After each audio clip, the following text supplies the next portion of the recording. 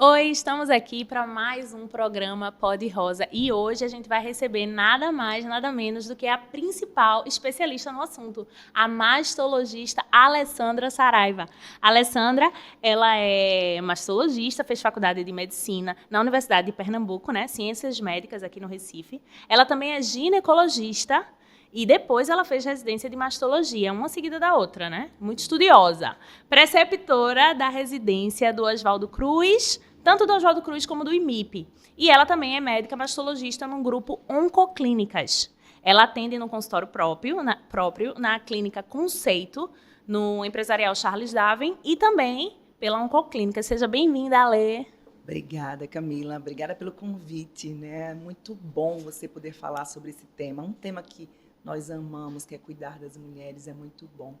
Olha, Ale, eu conheci a Alessandra, vou contar para vocês, num evento de Outubro Rosa. E assim, foi conexão, a primeira conversa, né? Porque ela gosta de conversar, feito eu.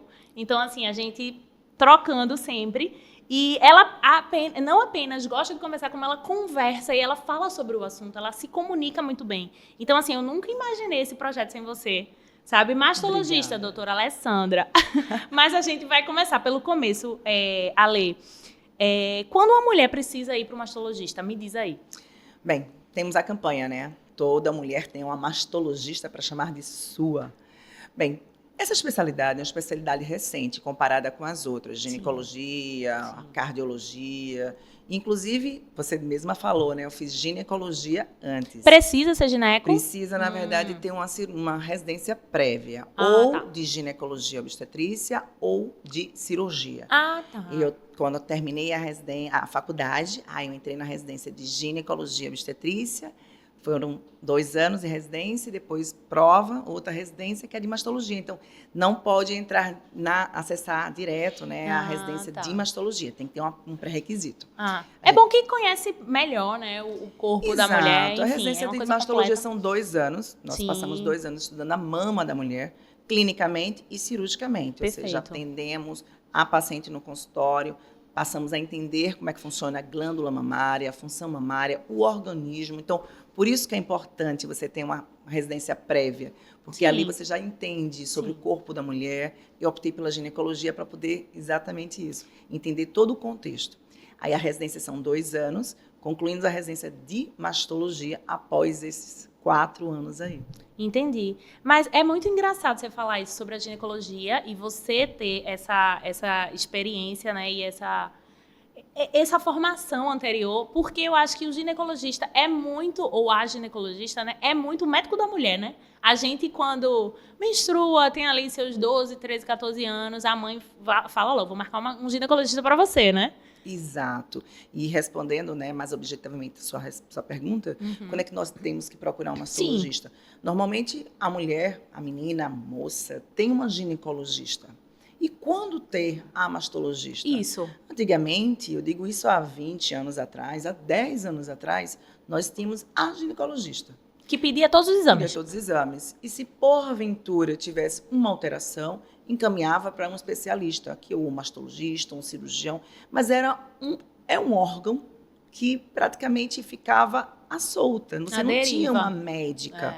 Você tinha uma médica quando tinha alguma alteração. Isso. E, afinal de contas, nós temos a mama, um órgão, uma saúde a termos cuidado. Que então, precisa de atenção, né? Nós termos uma mastologista. Então, quando procurar um mastologista, eu digo sempre, você tendo mama, você tem que ter cuidado com elas. Isso. Não precisa, claro, com 13, 12 anos, a mama está desenvolvendo, bem, a telarca, que nós chamamos, você não precisa ter um mastologista ainda. Um ginecologista dá um suporte, mas em caso de dúvida da mãe, da própria paciente, procura sim um mastologista.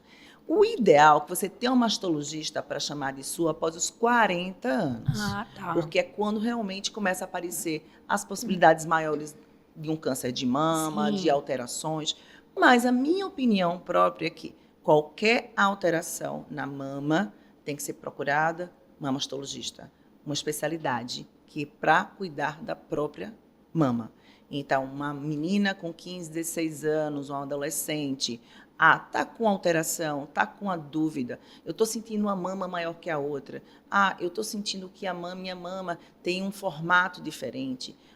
A mama está demorando a desenvolver. É uma mastologista. Entendi. Então, até da parte, né, da telarca, do desenvolvimento da mama, até mesmo a gente ter os 40 anos, podemos procurar uma mastologista a qualquer momento, em caso de queixas.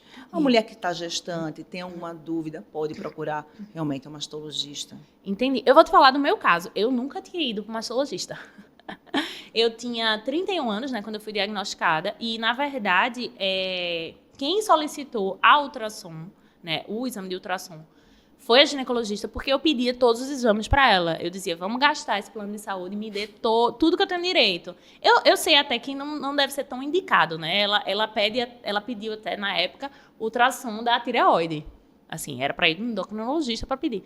Mas, assim, é como se fosse assim, não tem a médico da família, tem a médica da mulher, isso né? É muito comum, Não isso é? é muito comum. E eu acho até interessante, Camila, porque você com 30 anos, realmente você não vai estar indo para um cardiologista, você não vai estar indo para um mastologista, Exato. se você não tiver uma queixa.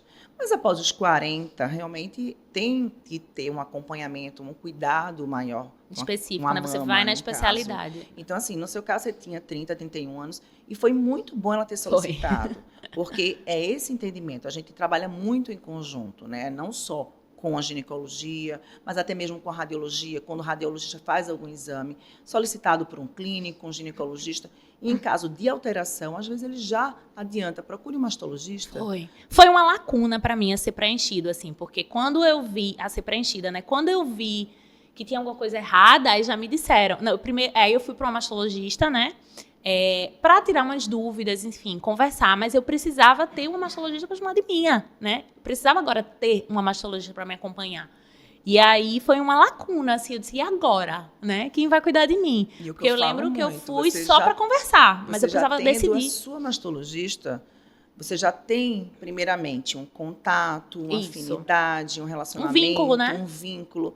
E, além disso, a sua mastologista conhece a sua mama. Exato. Conhece a sua vida. As alterações que podem ter, né? Por exemplo, eu atendi uma paciente terça-feira, que eu já a acompanho desde os 30 anos, e ela atualmente tem 41. 11 anos. 11 anos, e ela só tinha nódulos benignos, ou seja, biopsiados, inclusive, por isso que eu digo que são 100% benignos. Ela tinha cisto, que é uma alteração benigna da mama, e nós a acompanhamos normalmente, tranquilamente, de ano em ano. Sim. Esse ano, solicitei os exames dela, senti uma alteração na mama. Nossa. E eu disse, olha, botei inclusive na solicitação, né, que eu tinha sentido, tinha palpado algo no exame físico. E o radiologista já foi exatamente naquela localização, com mais cuidado, viu uma alteração, já foi realmente encaminhada para uma investigação e uma biópsia.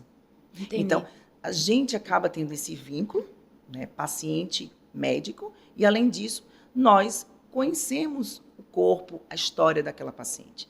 É diferente de uma paciente que eu atendo sem risco, uma paciente com risco. É diferente de uma paciente que tem história familiar ou não tem história familiar. É diferente de uma paciente que, por exemplo, já teve uma patologia que foi exposta à radioterapia torácica. Sim. Às vezes são patologias prévias, doenças prévias, que a paciente não tem noção que é um fator de risco para um câncer de mama. Sim.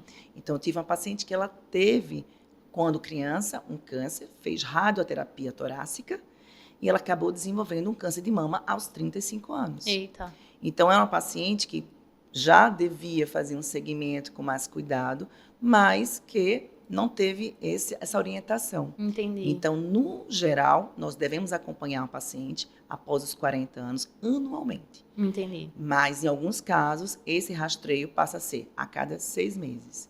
E, em outras situações, nós acompanhamos essa paciente antes dos 40. Eu tenho pacientes que têm história familiar, que eu acompanho, né, antes, com 20, com 30 anos, a gente já faz, após os 30 anos, exames com maior cuidado, com maior atenção. Sim. Vamos falar já disso, de rastreio, já que você já começou o tema. Porque saiu recentemente a recomendação do Ministério da Saúde para a diminuição dos 50 para os 40 pelo SUS, né? Isso é uma vitória, né, Alessandra? Isso é uma grande vitória, tá? Para a gente explicar. Sempre tem essa questão, mamografia, ultrassom, porque vocês falam tanto da mamografia, né? A mamografia é o padrão ouro para o rastreio, para o diagnóstico do câncer de mama. Tá? E a mamografia, a Sociedade Brasileira de Mastologia, a qual pertenço, nós recomendamos fazer a mamografia anualmente, após os 40 anos. Perfeito. Só que isso sempre foi uma luta, porque o Sistema Único de Saúde só recomenda a partir dos 50. A partir dos 50. E nós sempre solicitamos após os 40. Eu trabalho no SUS, inclusive, tem às vezes as campanhas, os pacientes podem procurar, muitas vezes sem requisição médica, tá? Às vezes uma requisição da enfermagem do posto de saúde. Tem campanhas, né? Tem aqueles carros, aqueles ônibus. A carreta, né? da mamografia. É importante. E é muito bom isso, porque acaba levando a mamografia a muitas comunidades que às vezes não têm esse acesso, pacientes que muitas vezes não conseguem sair do seu bairro, do seu município para realizar um exame. Então, essas pacientes, elas tinham que fazer após os 50 anos. E só um especialista, um médico, um mastologista, poderia antecipar no SUS a solicitação da mamografia. Então, uma paciente com 42 anos, por exemplo, no SUS, ela não poderia procurar por livre demanda ou até mesmo uma enfermagem solicitar uma mamografia. E isso não é o que a gente recomenda. Sim. A Sociedade Brasileira de Mastologia recomenda após os 40 anos. Sim. Então, isso sempre foi uma lacuna, uma briga, né, entre a sociedade Eram 10 e o anos SUS. de diferença. Na verdade, exatamente. E quando, nos últimos anos, as pesquisas, né, os estudos mostram que no Brasil, Camila, 40% dos diagnósticos de câncer de mama são em mulheres abaixo dos 50 anos. Ou seja, então, não tem como a gente deixar essas mulheres sem rastreio. A semana passada, eu tive um diagnóstico de uma paciente com 36 anos, rastreada com mamografia e ultrassom, porque ela tem uma indicação de fazer mamografia antes dos 40. Sim. E eu solicitei e o exame veio com alteração. A mamografia. Foi solicitada uma biópsia chamada mamotomia. Sim. Essa mamotomia veio com o resultado de um carcinoma. Um carcinoma ductal in situ, um carcinoma, um câncer de mama muito inicial, que não foi visto na ultrassonografia, que não tinha nada no exame físico. Então, essa paciente tem 95% de chance de cura, porque ela fez a mamografia e descobriu precocemente o câncer de mama. Essa paciente já está comigo acompanhada há 5 anos. Essa paciente tem realmente um acompanhamento e, assim, a gente conseguiu fazer um diagnóstico prévio com uma chance enorme de cura. Então, é por isso que a gente emocionante isso, muito, né? Muito. Você fazer um exame e você descobrir no comecinho 95% de chance de cura, você salvou a vida da pessoa. Eu digo muito a elas, né? Tem uma notícia boa e uma notícia ótima para lhe dizer. Como assim boa? Bem, você está aqui comigo. Ótima, você vai ficar curada. Isso. Mas eu pensei só, não, você está realmente... Isso aqui você não vai morrer. Mas olha, vamos lá. É a mesma coisa que eu digo. Exato. Tem esse diagnóstico, você já estava sabendo. Né? Porque o paciente geralmente abre o exame, vê. Mas assim, olha, tem uma boa, realmente, você está certa, é isso, né? Você teve esse diagnóstico cedo, então isso já é boa. Você não diagnosticou, né, com um tumor já grande, palpável, não. Então vamos pensar no copo mais cheio.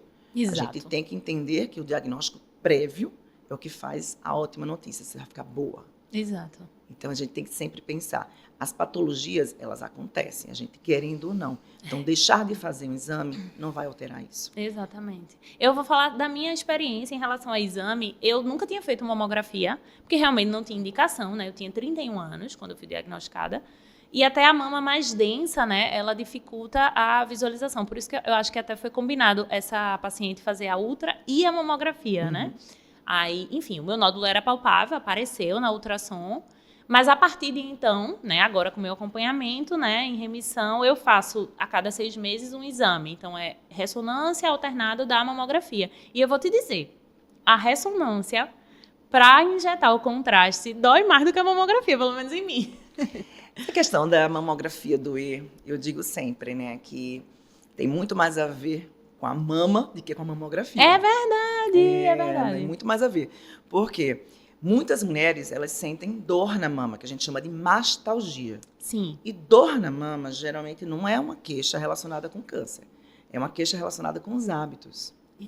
Como assim, Alessandra? Bem, uma dieta com muita gordura, um dia a dia sem atividade física, faz nós acumularmos mais gordura no corpo. Isso inflama o nosso corpo.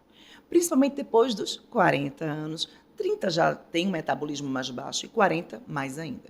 Então, o que é que acontece? O metabolismo abaixa, você está fazendo menos exercício, você está se alimentando não corretamente, então você está com a mama mais dolorosa. Eu não sabia disso. Ela está com a mama mais dolorosa. Então, tem várias causas que eu digo sempre, não patológicas, não são doenças que causam dor na mama, e sim o nosso dia a dia, muitas vezes. Entendi. Então, a gente acaba ganhando um peso, engordando. E, por exemplo, o tipo de sutiã. Tem aquele sutiã que as mulheres usam, meia taça, com armação, com enchimento. Aquilo aperta, que é uma Um beleza. sutiã bonito, que pode ser usado, mas no tamanho certo. Então, também tem aquele isso. sutiã, ele não tem elasticidade. Então, ele fica localizado numa posição que, se você engorda, você troca todas as suas roupas, menos o sutiã. Então, o sutiã fica lá. Já Sofrimento, tá né? maior, né? Você já ganhou uns 5 quilinhos, então parte dessa gordura foi para a mama está dolorosa. Eu digo sempre, aquela dor que às vezes vem do nada, fura. Eu digo isso porque eu já senti. Sim. Tá? Então, é uma experiência própria. Interessante, porque eu estava num congresso, isso acho que o ano passado, Congresso Brasileiro de Mastologia, e estávamos voltando no aeroporto, estava com a mastologista amiga do lado, e eu tinha passado, geralmente às vezes eu aproveito o congresso num local para pegar um final de semana antes e passear. Eu digo sempre, férias. Eu estou sendo chave de férias, gente. As minhas férias, as férias geralmente dos médicos, né? A gente tira 10 dias, depois mais 8. Sim, para não comprometer ficar tanto, realmente né? 30 dias longe do consultório de pacientes é difícil. Então, assim, eu aproveitei e peguei alguns dias naquela localização, naquele local. E, claro, por mais que eu leve tênis, por mais que eu tente malhar, a gente acaba não treinando tanto e se alimentando de uma forma mais leve. Sai da rotina, né? Sai da rotina. Às vezes você toma uma taça de vinho a mais, porque você se controla mais no dia a dia, você está trabalhando. É diferente uma alimentação de férias, sim. Por mais que sejam 10 dias, 8 dias, você muda seus hábitos. Verdade. E no retorno ao aeroporto, eu estava sentindo muita dor na minha mama, muita dor na minha mama. Meu Deus, foi a alimentação. E numa só. Aí imagina uma paciente, né, uma pessoa, uma mulher que, nossa, você está lá, a dor só numa mama. Poxa, é alguma coisa, porque senão estava nas duas, né? É raciocínio. Então, dor, e eu, poxa, me alimentei errado esses dias, voltar para academia, amanhã mesmo, né? Já pensando. Aí eu olhei para minha amiga do lado e fez, minha mama está doendo. Aí ela, está doendo muito. Está incomodando. Ela olhou para mim assim, você sabe que isso não é nada? Você sabe que isso aí foi porque você passou esses dias relaxando, malhando menos. Eu sei, eu só estou desabafando. Eu sei que não é nada. Eu mesma sendo... Até a mastologista precisa de acolhimento também. Exatamente. Mesmo sendo mastologista, sabendo que aquilo ali não é nada, Assusta, que aquilo ali realmente é uma inflamação, é uma situação da minha mama, pelo que eu fiz nos últimos dias. Então, veio o medo. Então, a dor na mama realmente tem muito mais a ver com os hábitos. Então, quando a paciente está com aquela mama já dolorosa, vai fazer a mamografia. Aí de quem é a culpa? Da mamografia. Né? É aquela história do anticoncepcional. A paciente vem para a gente, né? Eu digo porque eu sou ginecologista, não trabalho com ginecologia. Eu já fiz ginecologia pensando em fazer mastologia. Mas é claro que eu tive toda uma residência, um aprendizado. A paciente chega no consultório, doutora, olha, é o seguinte, eu quero trocar anticoncepcional, porque eu já engordei 15 quilos. Depois que eu comecei anticoncepcional. O que engorda não é remédio, deixa eu te dizer. Vamos conversar sobre esses 15 quilos nesses 6 meses.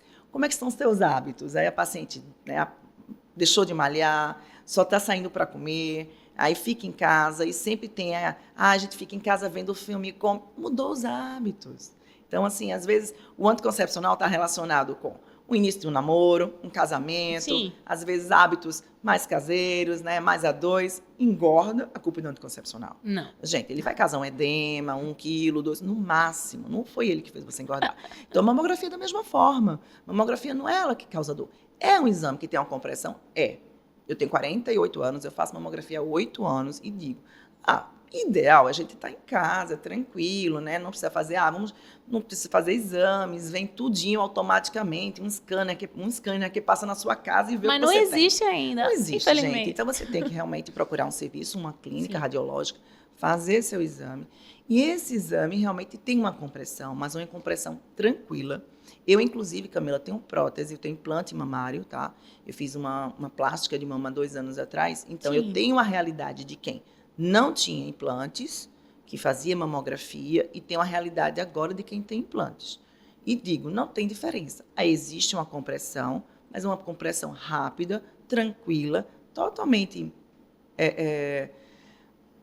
satisfatória, vamos dizer assim, para o custo-benefício do que significa fazer um exame, né, e o benefício que ele traz. Sim. Então, ou seja, vale muito a pena você ter aquela compressão tão rápida e, ao mesmo tempo, ter um exame fazendo um rastreio tão importante na nossa mão. É verdade. Eu acho que tem muito do quanto a pessoa sente dor, né? Também tem um limiar de dor, mas é algo suportável. E o que eu falo sempre é, muitas vezes, a paciente, quando vem já com a queixa, eu digo, olha, quando não tem urgência no exame físico, eu vejo que não tem urgência, vamos passar um mês tentando mudar esses hábitos e depois você faz. Outra recomendação também é evitar fazer mamografia antes da menstruação, naquele período pré-menstrual, que a mama tem um edema, o corpo tem um edema. Então, tudo que tem um edema, semana passada, minha cunhada ligou, tinha passado um final de semana viajando, ingeriu mais bebida alcoólica, vinho, minha mama está doendo. Olha, como é que foi o final de semana? Não, pronto. Então, é o edema. O edema causa desconforto. Menininha, é engraçado a gente estar falando disso de hábitos, porque a próxima pergunta era sobre isso. Mais recentemente, assim, nos últimos, 2 anos, as pessoas têm percebido que é legal, é importante ter hábitos saudáveis. E que isso também previne o câncer de mama. Vê que relação, assim, previne várias doenças, né? Hábitos saudáveis. Mas o câncer de mama mais diretamente, né? Não fumar, todos os cânceres, beber... cada vez tipo mais.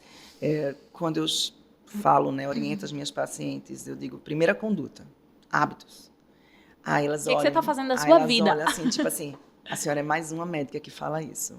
A senhora é mais uma médica. Porque se ela for para um ginecologista, se ela for para um cardiologista, se ela for para um gastro, se ela for, hoje em dia, qualquer especialidade, acho que só um oftalmo, olhe lá. Talvez eu nem sei algum trabalho que tenha relacionado com a oftalmologia, né? Mas eu acho que toda especialidade, hoje em dia, está muito vinculado a hábitos. Hábitos do nosso dia a dia repercutem no nosso corpo. Sim. Consequentemente, na saúde, que eu digo sempre, a gente tem que se preocupar com a saúde das mamas. A gente tem que se preocupar com a saúde do nosso corpo e não com a doença. Exato. Aquela história de, não, eu não faço exame para não achar nada. Ai, meu Deus. Não existe. Não, teve uma paciente que chegou um dia desse para mim e fez... Eu perguntei, você fez esse exame? Não fiz, não. Eu fiz exame, não sei. Mas a senhora sabe, era um estudante de medicina. A senhora sabe, né? Sou estudante de medicina, casa de ferreiro, espeta de pau. Eu fiz, não venha falar isso para mim, não, porque eu faço meus exames. Sim. Eu até não brinquei me bota com ela. nesse bolo aí. Vou colocar você numa nova corrente. Nada disso. Vamos fazer os exames. Então, os hábitos, como eu digo sempre, é a saúde. Então, é o acordar, é você saber o que você faz do seu corpo, o que você ingere, o que você faz de atividade física, repercute na sua vida. Então, é importante nós termos saúde. A gente não pode se preocupar com a doença, Camila. A gente tem que se preocupar com a saúde, o que é que nós fazemos com o nosso corpo. E isso vai diminuir os riscos para uma doença. Isso é uma doença cardiovascular, isso é uma doença oncológica, tá? Então, a gente tem que pensar... Uma doença inflamatória, como eu falei há pouco, né? Sim. Tem umas doenças autoimunes aí também aparecendo. Então, tudo está relacionado também a hábitos, à inflamação. Então, se a gente se preocupa com a saúde, a gente vai ter menos problemas com doença. Então, uma prova disso é que os últimos trabalhos mostram que a atividade física regular... Quanto tempo, doutora? O ideal são 150 minutos por semana. Dá quantos por dia? Bem, vamos ver. Eu digo sempre que eu fico satisfeita. 30 minutos? Vamos dizer assim, 3 dias 50, né? 3 dias 50. Mas assim, ótimo. Eu preconizo com a paciente, vamos botar 4?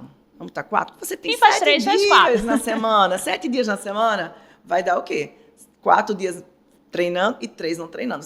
Afinal de contas, você come todos os dias, você dorme todos os dias. Por que não treinar todos os dias? 40, 45 minutos por dia, porque eu estou ocupada, tudo bem. Então, vamos fazer o seguinte, metade da semana, né? Então, 4 dias, tá? Então, eu acho que o ideal são 4 dias. 4 dias eu já não puxo a orelha, não.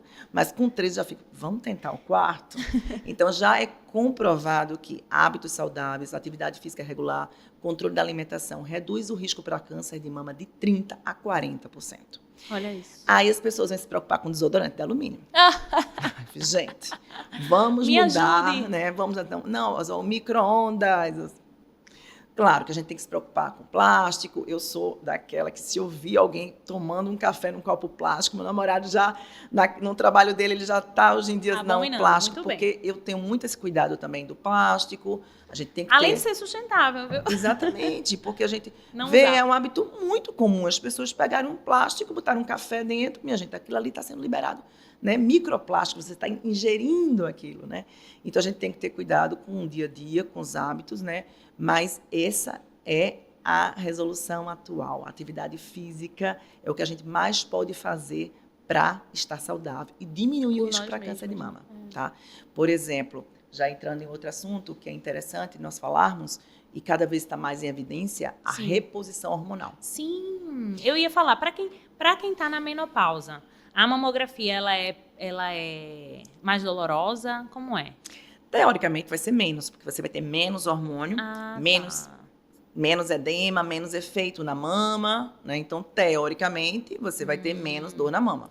Tá? E aí, fazer a reposição hormonal, quais são as vantagens? Mas o que é que acontece? Essa paciente, como eu te falei, se ela tiver com hábitos saudáveis, ela vai estar, né? A mama não está inflamada, ok.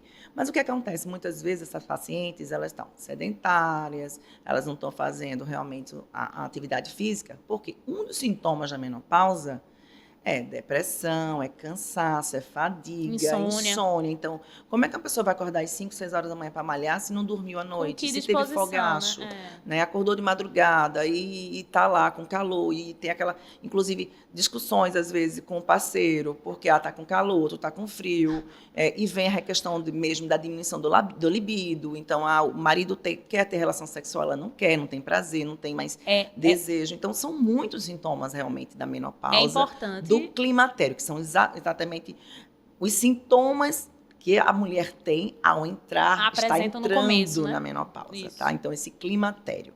Então, a reposição hormonal, ela aumenta o risco para câncer de mama, Alessandra? Sim, ela aumenta. Em 25%, tá? Até porque 75%, 80% dos tumores, os cânceres de mama, eles têm receptores de estrogênio e progesterona. Então, eles são hormônio dependentes. Então, ou seja, faz parte do tratamento a gente dar um anti-hormônio. Sim. Porque o hormônio serve como se fosse um adubo, alimenta o tumor.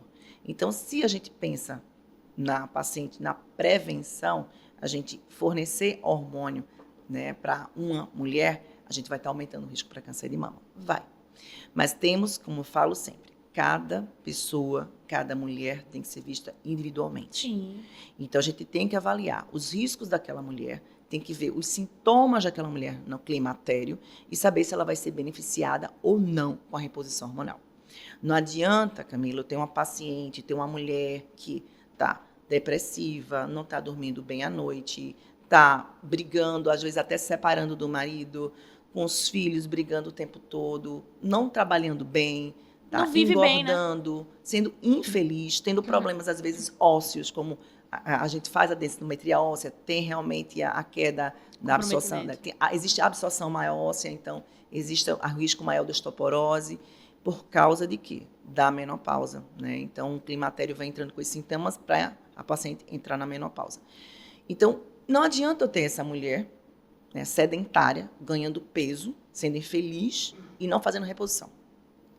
Eu prefiro uma mulher que esteja fazendo reposição hormonal, esteja treinando, esteja cuidando da alimentação, esteja dormindo bem e sendo feliz. Que aí contrabalanceia a questão do risco, né? Exatamente. Você ganha o risco aqui, mas você tira o risco ali. Olha, eu digo sempre, é uma balança, né? A gente está de um lado, agora eu digo, vocês têm que estar do meu lado, né? Ajustando essa balança. Por exemplo, vamos colocar de um lado atividade física, né? Vamos colocar alimentação, vamos colocar dormir bem, ser feliz, tudo está aqui. E aqui é reposição, ok. Mas se nessa balança você começa a tirar atividade física, vem para cá. Alimentação, vem para cá. Então, ao invés de você ter um balanço, né, de você 25%, com 30%, 40%, então você está no lucro fazendo a reposição com cuidados, lógico. Supervisionado. Orientado como eu digo, médico. Até um anticoncepcional é medicação, Exato. Gente. É medicação. A gente, quando fala de reposição anticoncepcional, não é que nós sejamos contra a reposição. Não, a gente é contra o uso dessas medicações de forma aleatória. Indiscriminada. Prescritas por profissionais não adequados. Então, a gente tem que procurar um ginecologista para realmente fazer essa reposição hormonal. Ou então, porque a amiga toma, eu vou tomar. Ou então, Loucura tem isso, certas né? especialidades hoje em dia que ficam prescrevendo hormônios e mais hormônios como se fizesse uma salvação para o corpo do paciente, quando, na verdade, vai estar resolvendo uns e piorando outros. É porque existe hoje um culto à idade, né? À juventude e muito etarismo e tal. Não é sobre você ficar para sempre jovem. É sobre você viver bem, né? Não adianta nós chegarmos, eu digo sempre, eu quero chegar aos 100, mas eu quero chegar aos 100 bem. Exato. Não adianta nós chegarmos a 70 com baixa qualidade de vida. Então, tudo está relacionado. Então, a gente fazendo atividade física, a gente cuidando da alimentação, cuidando do dia a dia, a gente vai, se não tiver outros fatores de risco, como história familiar, a gente leva tudo em consideração, paciente por paciente. Eu, inclusive, tenho paciente com história familiar que ela veio realmente muitas queixas de climatério, muitas queixas. Paciente jovem que estava entrando na menopausa muito jovem. A menopausa, para você ter ideia, geralmente a idade é dos 45 aos 55. Essa é a faixa etária mais comum. Essa paciente estava com 41. E ela tem realmente uma história familiar, mas a qualidade de vida dela estava péssima. Mas além da qualidade de vida péssima, né, de não dormir bem, de não fazer atividade física, depressão, acabou um relacionamento.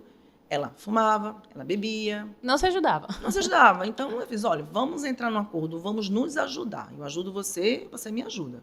Perfeito. Atividade física regular, vamos parar de fumar, beber o mínimo possível, uma taça, duas, uma vez na semana, duas. Porque, é como eu digo, a gente tem que ter um equilíbrio, né? Tem certos hábitos que realmente é zero tolerância, né? O tabagismo mesmo, o cigarro é uma. Mas o etilismo faz parte, às vezes, até do social. Faz. Então, é quando a gente pergunta, você bebe socialmente? Socialmente. Mas quanto é esse socialmente, né? Porque, às vezes, depende muito.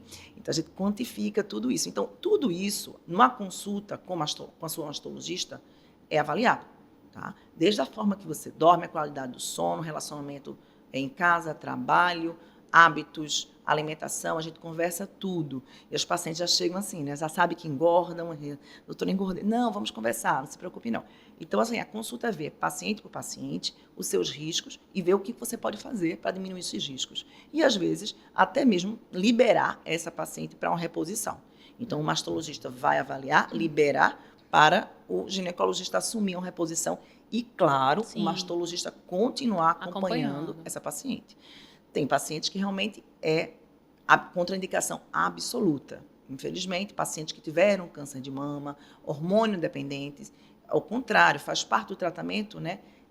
Eliminar essa. Por isso que a gente pede tanto para o paciente controlar o peso. Porque... Eu sei o que é isso. Pronto. A gente pede tanto para o paciente controlar o peso. Porque o hormônio, um dos hormônios que é o estrogênio, ele é liberado também na gordura. No panículo adiposo do abdômen. Então, o que é que acontece isso, né? A gente vê aquela mulher com ganho de peso, com a barriguinha realmente saliente, que tem aquele espessamento de gordura. Ali está produzindo de uma forma indireta, vai fazendo uma transição a partir da gordura e chegando no hormônio do estrogênio. E obesidade é fator de risco, né? Então não adianta a gente tratar uma paciente, né, fornecer para ela um inibidor da aromatase, qualquer outra medicação que seja um anti-hormônio, e ela está ganhando peso. Então, a gente vai estar dando o remédio e provocando do outro lado. E, como eu falei, a reposição é um remédio. A gente tem que ter cuidado com isso. Sim, então, da mesma forma que a obesidade libera o anticoncepcional, a reposição. Então, até a dipirona tem efeito colateral. Tá vendo? Né? A gente, mas não estou falando de alergia, estou falando de efeito colateral. Baixa pressão, dá tontura, né? Dá enjoo, efeito colateral da dipirona. Exato. Então, o hormônio também é uma medicação que é prescrita, tem que ser avaliada, prescrita e avaliada por um especialista. E, gente, é muito mais fácil fazer o fácil, né? Não vou malhar porque eu tô com preguiça. Não vou caminhar, não vou correr, não vou fazer nada porque eu não quero, não tenho tempo. É muito mais fácil fazer o fácil, né? Eu não faço atividade física porque eu tenho um problema. Eu tenho um espondilite anquilosante, que é uma doença reumatológica. Tá certo. Você, quando está em crise, realmente dói. Eu tenho uma cunhada que tem. Realmente é uma patologia reumatológica que incomoda bastante, mas o sedentarismo piora. Eu não faço atividade física porque eu tenho artrose. A artrose já vem muitas vezes por Porque causa você do não fez. sedentarismo e da obesidade. Certo. Eu não faço atividade física porque, então, assim, sempre tem algo. Um motivo. Eu fiz, vamos ver o motivo. Você já, olha, vamos lá, vamos conversar com o seu reumatologista. Vamos começar com hidroterapia, você vai emagrecer. Então, eu sempre tento, porque eu sei que é difícil, né? O meu dia a dia também é corrido, eu também tenho várias dificuldades, eu também acordo com cansaço, com preguiça. Uma vez me disseram, Alessandra, eu queria acordar com sua disposição. Gente, quem disse que eu acordo? Eu só começo a achar a disposição depois de 1, 2 horas do dia. Né? Com certeza. Então, assim, eu abro o olho várias vezes e faço. Hoje eu não vou, não. Mas, assim, você tem que fazer no irracional mesmo, sabe? Sem pensar. E, tipo assim, levanta, vai, coloca a roupa e vai. Você na primeira série, ou primeiro quilômetro, você tá, porque eu estou aqui. E no último? Aí você tá. E você tá aqui porque você tá cuidando de você e da sua saúde. Aí no segundo, ainda bem que eu vim, mas estou cansada. Eu não devia ter vindo. No terceiro, ainda bem, no quarto. Então, assim, é a vida, gente. Então, e eu mesmo tenho o hábito de fazer atividade física pela manhã. Para mim, funciona muito. Eu digo que eu sou uma pessoa fazendo atividade física e sou outra não fazendo. No dia que você me encontrar mais chateada, irritada, pode ter certeza que eu não malhei. Tá? Então, assim, porque comprovado que você libera endorfina, você libera hormônios, do mesmo jeito que quando come chocolate. Sim. Só que é muito mais fácil, como você falou, né? Abrir muito mais a embalagem fácil. e comer. Existe um ditado que diz assim, é muito mais fácil você desembrulhar. desembrulhar do que descascar. Mas Quando a gente deveria ser o contrário. ao contrário, a gente tem que descascar mais, desembalar menos. Então, qual é o segredo, Alessandra? Gente, todo mundo sabe. É fazer atividade física, ter uma alimentação saudável, tentar dormir, ser feliz. Então, isso é o dia a dia. Vamos abrir só um parêntese sobre um assunto que você falou um pouco antes aí da menopausa, que eu acho importante a gente pontuar, ter esse espaço aqui, para falar com os homens também, né?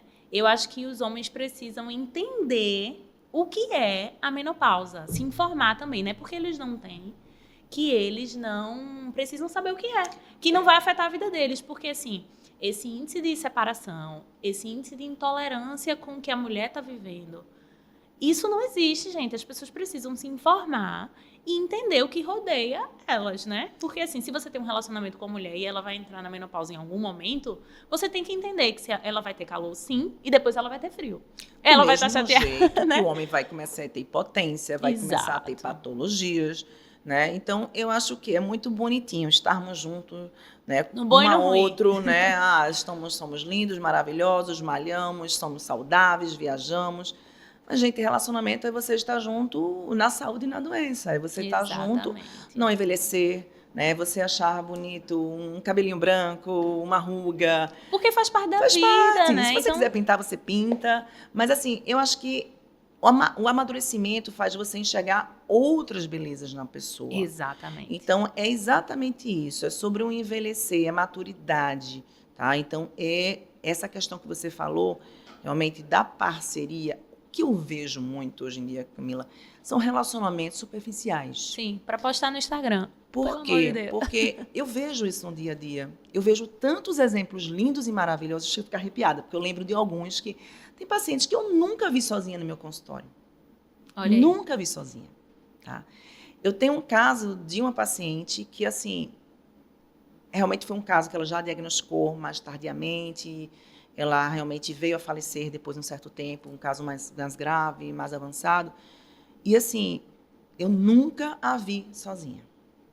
Nunca, entendeu? E depois que ela faleceu, ele foi lá no consultório. Então, assim, são exemplos que eu digo. Não vamos dizer que homens não chegam juntos. Certos homens não chegam juntos. Se a maioria não é, temos que mudar isso. Temos. Até mesmo nós, mulheres, temos que começar a escolher melhor. Exatamente. E não se contentar com pouco. Porque aquele homem que abandonou você num tratamento do câncer, um homem que abandona você numa menopausa, ele já deu sinais antes. Sim. Ele já deu sinais.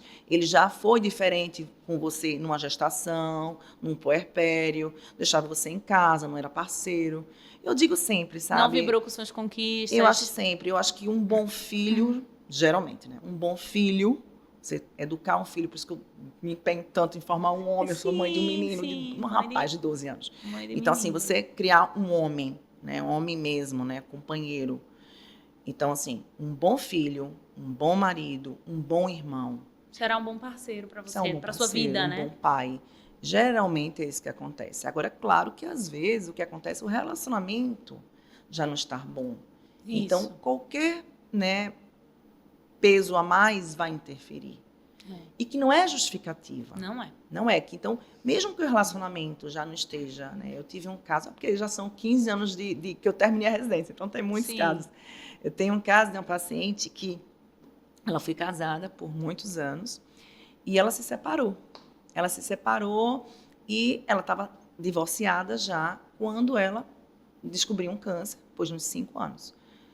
E ela acabou voltando pro marido, pro ex-marido. E eles se casaram novamente. Vê.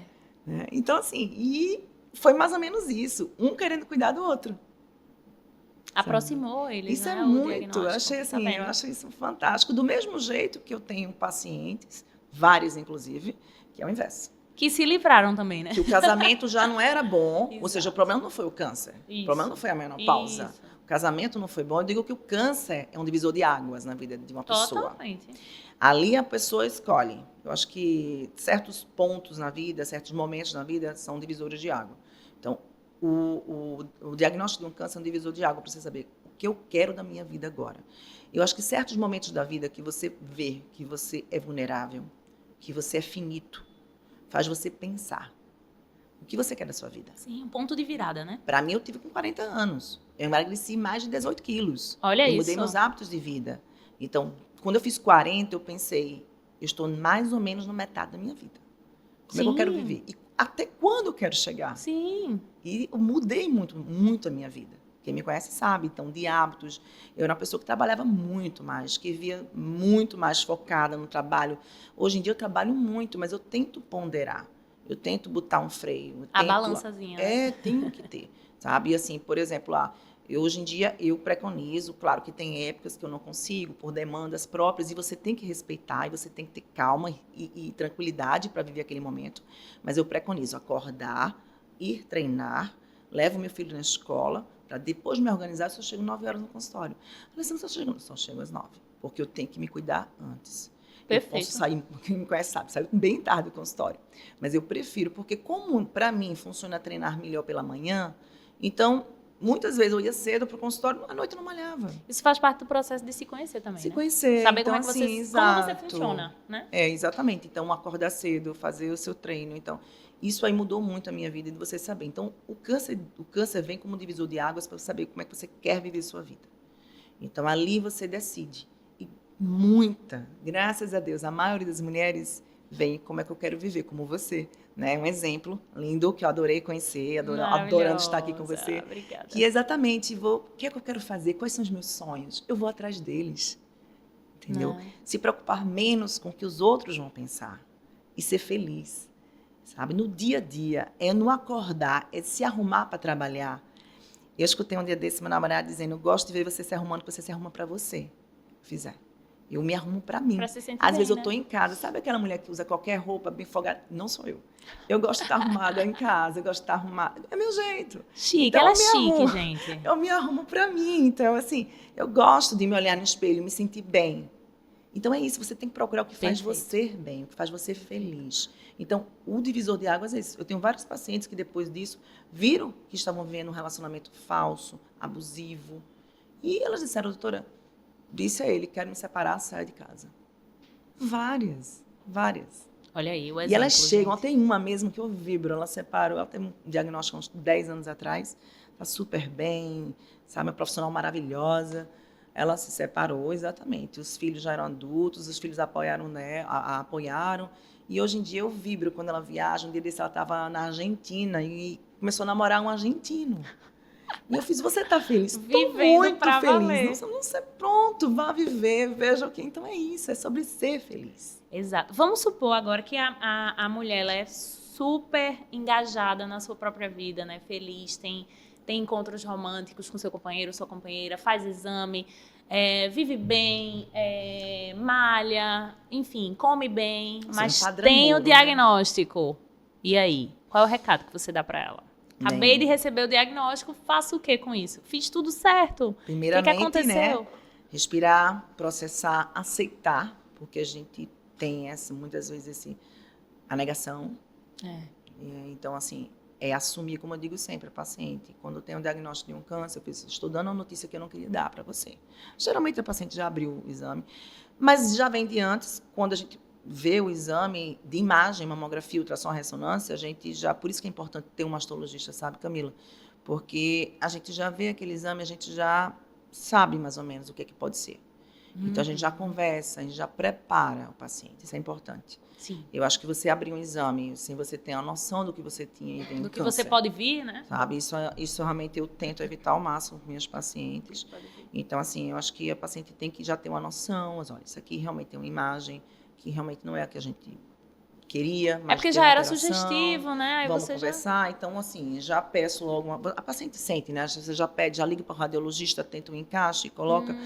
Então, assim, no final, é quando ela vem com exames, realmente vem um resultado que eu não queria dar. Uma condição maligna. É aquilo que eu nem gosto de usar esse termo, maligno, maligno. sabe? Porque maligno é mal. E o seu corpo são células suas, sem função. Né? Então, eu digo assim, é um câncer. A gente não pode ter medo desse nome. Minha avó dizendo... O nome do meu livro, Aquilo com C. Para de falar que... Para de não poder falar o nome. Por isso então, que eu assim, eu cresci com minha avó dizendo aquela doença. Isso. Aquela doença. Então, nós temos que entender que a população está envelhecendo, graças a Deus. Sim. Antigamente você via, tá aí, a mamografia ampliada de 69 para 74. 74, olha aí. Isso é importante. Não foi só dos 50 para os 40, a gente ampliou 74 anos. E a recomendação sua, Alessandra, teve condições de procurar uma clínica e fazer sua mamografia? Faça. Eu tenho paciente de 75, chega de salto no meu consultório, de 80 anos, chega de salto, linda, maravilhosa, maquiada. Eu vou dizer assim, vá, você está bem, vim fazer meu check-up, tá certíssima. Tem que fazer mesmo. Traga, volte só, já dou a requisição do próximo ano. E, em compensação, tem pacientes, às vezes, que têm patologias neurológicas com 40, 50 anos, que não têm condições de realizar um exame. Sim. Então, assim, no geral, é de 40 a 74, mas a gente tem que ter um entendimento que cada paciente tem que ser visto individualmente. Então, e voltando, a paciente tem que entender que é a vida dela, o que é que ela tem que fazer. Então, a paciente que já faz tudo, que cuida de tudo, aí, não é aquilo que a gente queria, mas a gente vai encarar de frente. Exato. Você não está sozinha, estamos juntos, é como eu digo sempre. É uma batalha comum. Sim. Eu não tenho família, você tem amigos? Primeira coisa, você não venha mais sozinha, eu quero você aqui, mas traga uma vizinha. Você tem uma vizinha, você tem... E acredite, tem casos chocantes. Tem paciente que não tem um amigo, que não tem uma família, que não tem nada. Eu digo, traga uma vizinha. E acaba ficando amiga da vizinha. Porque eu preciso de uma pessoa do lado dessa paciente. Sim. Sabe? Até porque são muitas informações. Então, ali a gente dá um diagnóstico. E eu digo sempre, eu quero que você saia daqui, chore. Bote para fora, a gente caminha para psicóloga. Quero que você chore e bote para fora. Às vezes eu também me emociono com ela, lógico. E eu acho que é até válido, não é fake, é verdade mesmo. Muitas vezes nós nos emocionamos juntas, eu abraço, digo, estamos juntas. Porque ela tem que entender que aquilo ali é uma patologia que ela vai enfrentar, mas ela precisa, primeiro, entender que ela tem aquilo. Tomar as rédeas mesmo, né? Ter aquele luto para poder você dizer, fica boa. Superar, fica exatamente. Boa. E é exatamente isso. Eu digo, volte, porque a gente vai pisar de salto agulha nesse câncer, entendeu? Porque ele é muito menos que nós. Exatamente. Mexeu com a pessoa errada. A última pergunta, só para tirar uma dúvida. A amamentação protege a mama, doutora? Diminui porque a chance, né? Quanto menos densa a mama, menos tecido glandular, menos leito para surgir o câncer. Então, aquela mama muito densa, aquela mama muito durinha, né? Claro, depois da faixa etária dos 40, a gente não está falando da paciente de 20, 30 anos, que acontece, tem casos nessa idade, mas são muito mais raros. Mas, então, a mulher que amamenta, ela acaba tendo a mama mais lipossubstituída. Significa isso, mais flácida. Sim. Né? Aquela mulher que chega assim, doutora, minha mama não é mais a mesma, né? Tá flácida. Então, um dos motivos realmente é a amamentação, além, claro, né, da idade, vai envelhecendo. Depende muito da constituição também da mulher. Tem mulheres que com 20 anos já têm uma mama muito lipossubstituída e outras têm uma mama muito densa. Então, a densa geralmente tem uma tendência a ter mais, mas é como eu digo, do mesmo jeito que você perguntou da paciente que faz tudo, se cuida e tal, e tem um câncer. Gente, a gente está diminuindo os riscos. Doutora, eu faço exame todo ano porque eu tive. Gente, a gente está diminuindo os riscos e fazendo exame para descobrir cedo. É a prevenção, tá? E a detecção precoce. A gente faz isso para diminuir. Mas a gente não tem como abolir o risco. Então, a gente vai realmente diminuir os riscos e, dessa forma, a gente vai cuidar. Então, essa paciente, a gente tem que ter um cuidado maior de chegar junto e orientar. Continue se cuidando, entendeu? Então, a gente é por aí. E também não se culpar se não conseguir amamentar, né? Porque, sim, enfim, pode acontecer também, se você tiver amamentado, e se você não tiver amamentado, não se culpar porque você não consegue. Por né? exemplo, um risco também, por exemplo, a paciente nulípara, a mulher que nunca gestou, ela tem um risco maior. Você vai gestar para poder diminuir o risco? Exatamente, não, não gente. faz sentido. Então, eu digo sempre, a gente tem que mexer no que a gente pode. Vamos malhar, vamos treinar, vamos cuidar, vamos subir esses 30%, 40%. Exatamente. Se eu pudesse fazer uma temporada só com ela, né? A gente tem que abrir um podcast juntas. Mas já agradecendo a sua presença, Ale, me diz como as pessoas podem te encontrar. Bem, eu tenho um consultório, né? Na verdade, eu trabalho em 2, você falou, né? Residência. Na verdade, atualmente eu não estou nem mais nesses locais, porque a demanda de consultório é grande. Sabe a questão que eu falei de equilíbrio? Mais ou menos, né? Sim. Casa, filho, cachorro, né? Namorado, família, pai, mãe. Então, assim, a gente tem que ter um equilíbrio. Então, eu amava trabalhar em hospitais universitários, Oswaldo Cruz, o IMIP, preceptoria, mas hoje em dia eu estou mais realmente consultório. Então, eu trabalho hoje em dia no meu consultório, na Clínica Conceito, e também na Oncoclínicas do Brasil, que é uma holding no Brasil inteiro, uma estrutura que, graças a Deus, parceira minha. Ambos no Charles Darwin, que é um empresarial lá na Ilha do Leite. Então, estou na Clínica Conceito, no 11º andar, e estou no Charles Darwin, no 30º andar. Então, qualquer um dos 2 locais, eu atendo minhas pacientes com o maior carinho, cuidado e amor. Diga o seu @ do Instagram, que eu sigo, sou seguidora dela. Alessandra Saraiva. Doutora Alessandra Saraiva, sou daquela que, assim, às vezes está postando mais, às vezes está postando menos, de acordo com o dia a dia, né? Sim. E é como eu digo, eu gosto de servir, eu não sou blogueira, olha, saiu deixo para você, que você faz muito bem. Até parece. Né? Eu sou mastologista, né? Gosto da mastologia humana, mastologia que enxerga a paciente uma por uma, individualmente, daquela que eu digo, eu tenho várias amigas hoje em dia que eram pacientes. Tem uma amiga minha que é sua paciente. Deve ser amiga já também. Então, assim, eu atendo nesses locais e sou muito feliz. Então, esse meu Instagram é um Instagram que você não vai ver muita blogueiragem, mas você vai ver o dia a dia de uma mulher. Uma mulher que tem 48 anos, tem filho, tem família, tem trabalho e tenta ao máximo postar dicas, postar o que é que você pode fazer para diminuir o risco para ter um câncer. Tá? O que é que você pode fazer para ser feliz. Então, é isso, gente. Porque, Camila, nós somos a pessoa mais importante da nossa vida. Verdade. Então, todo dia, até me emociono, eu pego pacientes que não são a prioridade. E a gente tem que mudar isso. E quando a gente entende isso, tudo muda. Exato. Então, a gente tem que ter tempo para fazer o autoexame, que é importante, mas não substitui os exames de imagem, tá? Exato, então, a gente tem que conhecer o nosso corpo, mas a gente tem que ter tempo para si, tá? Ontem à noite, eu cheguei do trabalho, meu filho estava na casa do pai, que é um paizão, graças a Deus, um pai maravilha. Meu namorado estava na casa dele e eu estava só, com meu cachorrinho. Eu fiz até um vídeo e tal. E depois eu fiquei brincando com ele, estava sozinha. A gente tem que aprender a ser feliz por nós mesmas. Então, é cuidar de nós mesmas. Então, se eu puder dar um recado, é para você ser a pessoa mais importante da sua vida. Você pode amar um filho, um marido, um amigo, mas você tem que se amar primeiro para poder amar e cuidar dessa pessoa. Ai, perfeito, maravilhosa. Muito obrigada. Obrigada a você pelo espaço. Protagonista da própria vida. Gente, o Pod Rosa está encerrando aqui esse episódio e ele é uma iniciativa completamente independente. Eu estou aqui para fazer um enfrentamento mesmo ao câncer de mama, porque eu acredito que a informação é, sim, uma arma de combate, né, ao câncer de mama. E se você gostou da nossa conversa, do conteúdo aqui da doutora Alessandra, curte, comenta e compartilha nas redes sociais. Também estou disponibilizando aqui um QR Code para você fazer uma contribuição que está na tela, totalmente voluntário. E se você quiser também saber mais informações, mais detalhes sobre o projeto, você acessa o aquilocomc.com. Até o próximo episódio.